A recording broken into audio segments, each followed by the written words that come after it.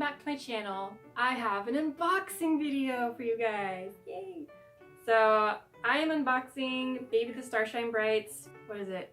It's Tale Herbarium. Am I saying it right? I don't know. When I first saw it, it became my dream dress. And then I bought it right away. Does that count as a dream dress? I don't know. Is there like a... Because most people have to like wait a long time and search constantly to find their dream dresses, but I bought mine right away when I first discovered it. So I don't know. Does that count? I don't know. It just arrived today. This is my first time ever buying straight from a brand. Like everything I have is secondhand. So yeah, I'm super excited. Let's open it.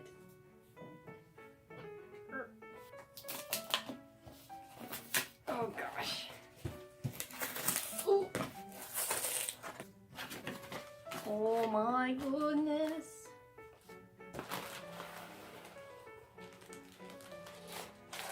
I have a baby bag. I'm so happy. Ah! It's beautiful and I'll keep this forever. This is probably the one and only time I'll ever buy something brand new that's Lolita besides Chinese things because they're cheap. But yeah. Ooh. Oh my goodness. Where's the open?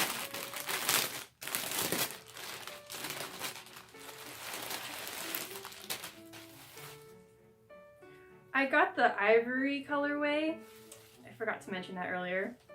But it looked really yellow in the stock photos, so we'll see what actual color it is. Is this a sticker? It's a sticker! Yes! Okay. Oh my goodness. That's definitely very yellow, and I'm very happy about that. Oh, look, it's so pretty.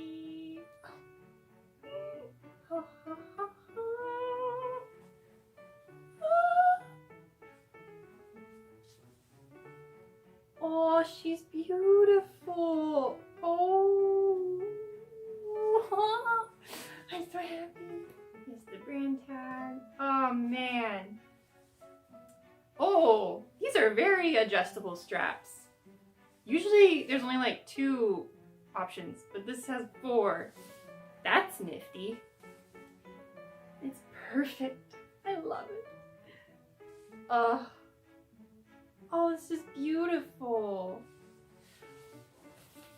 Look at this detailing right here with this little ribbon. Ooh, and the front bow is detachable. That's great. Yay, and there's a side zipper right here. Let's look at this gorgeous print, shall we? There's a reason my username is Fairy, and I love fairies. That's just it, yep. So, and I've seen some fairy prints on Lolita dresses before, but none of them are that great. Like, the fairies are just floating there, and they're not very pretty. But these fairies, they're like interacting with their surroundings, and they don't look cartoonish. They look magical. I don't know. Oh, this is like the ultimate country Lolita dress, if I may say that. Because there's like gingham fabric down here, and jars and butterflies and flowers and fairies. I love it. Oh man. This is just the perfect dress. It's so perfect. Wow. I'm gonna do some close-up shots of this dress, and then I'm gonna try it on for you guys. So. Guys, I just can't stop staring at this dress. Each time I look at it, I find something new.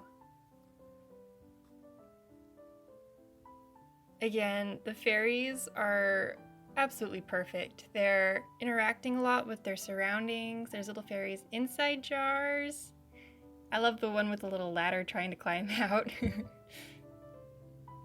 There's also butterflies and flowers inside the jars too. Oh, it's so beautiful. Wow. I really love this print.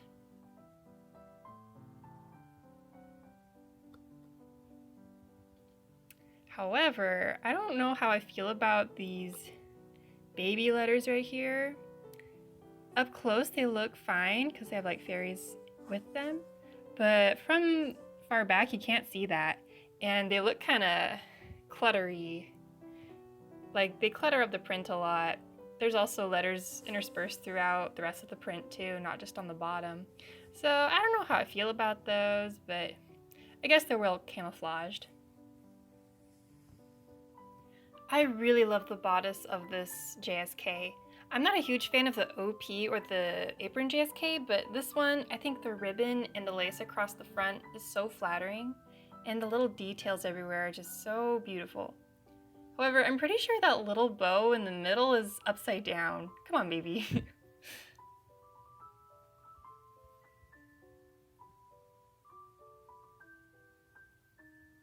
Again, the waist ties have the same baby lettering on them. I'm not too worried about that because you don't see the waist ties that much, and they're removable. But I really like the satin that's on the other side of the waist ties, and that's a very elegant touch. And the buttons, just a pearl button with gold around it. Not real gold, I'm sure. We'll see if that stays on.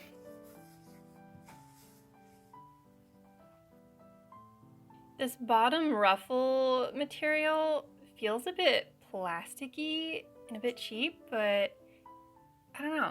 And the serged edge looks like it's gonna fall off. So we'll see how that holds up over time. I think it'll keep its shape though, so that's a plus. And here's the back view of the dress. Another reason why I love this print is there's so many colors to work with. I mean, look at it, it's like a rainbow. I had to lace up the back of this dress quite a bit, surprisingly. It's pretty roomy. I measured the bust to be about from 30 to 38 inches stretched, so it's fairly accommodating.